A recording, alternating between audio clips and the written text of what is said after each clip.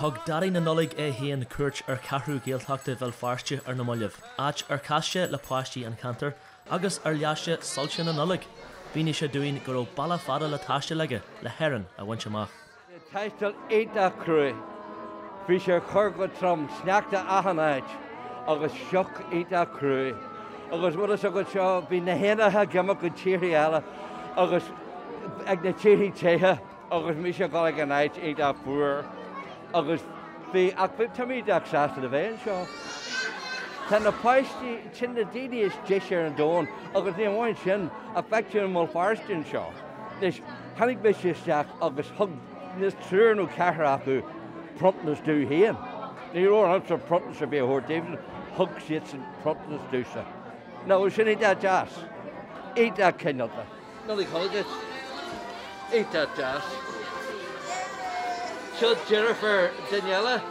Oh, bhí sugam. Bhí tusaí dá mai go déir fé dá mai. Sin duine spóir seoid. Sin na cara spóir seoid. Sin é. Os gar mai agus an conta sin a thugta dú. Éta jazz. Da bheith a Rudolph, tá Rudolph gámata. Tá sé agam san éis na chorbhéh ga céad blian agus ní éirí sé ní sinne.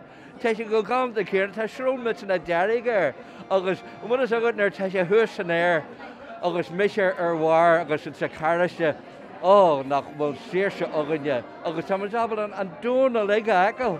Billy bus, Billy bus, Billy bus go léir. Tá Daidí na Nollag tseachtain an éan sin mo léir. Oh, Billy bus, Billy bus, Billy bus go léir. Tá Daidí na Nollag tseachtain an éan sin mo léir.